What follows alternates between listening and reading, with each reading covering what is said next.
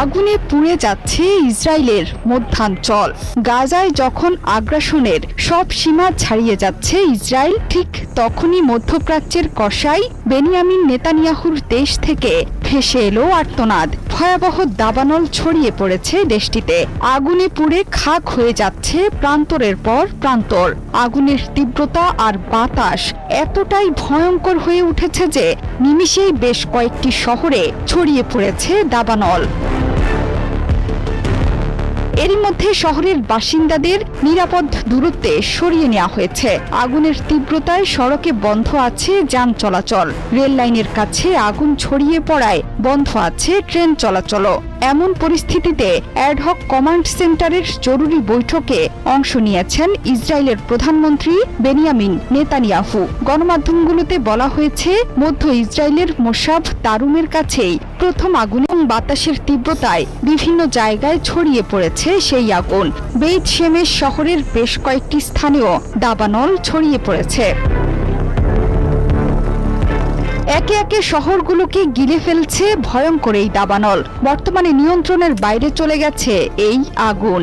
এস্তাওল, বেইত Meir এবং মেসিলাত জিয়ন শহর থেকে বাসিন্দাদের সরিয়ে নেওয়া হয়েছে। ভয়াবহ আগুনের ফলে সড়কের গাড়ি চালকরা তাদের যানবাহনকে ফেলেই শহর ছাড়তে বাধ্য হয়। জনগণকে সতর্ক থাকা এবং ক্ষতিগ্রস্ত এলাকা থেকে দূরে সরে যাওয়ার নির্দেশ দিয়েছে পুলিশ। দাবানল ছড়িয়ে পড়া এলাকা থেকে জেরুজালেমে যাওয়ার গুরুত্বপূর্ণ সড়কও বন্ধ করে দিয়েছেন তারা।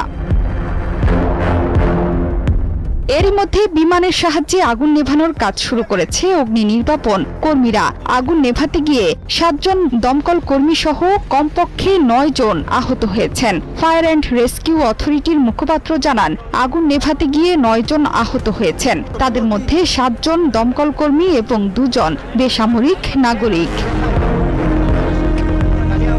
দাবানলের স্থান থেকে জেরুজালেম প্রায় 25 কিলোমিটার দূরে। এরপরও জেরুজালেমের আকাশ ধোঁয়ায় আচ্ছন্ন।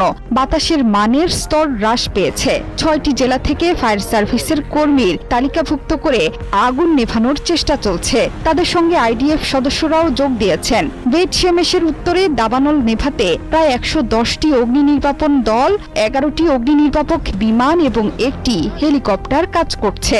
এছাড়াও ইসরায়েলি বিমান বাহিনী, উদ্ধার পরিষেবা এবং পুলিশ কাজ করেছে। দাবানলের ঝুঁকিপূর্ণ এলাকাগুলোতে পর্বতারোহীদের খোঁজে তল্লাশি চালাচ্ছেন কর্মকর্তারা।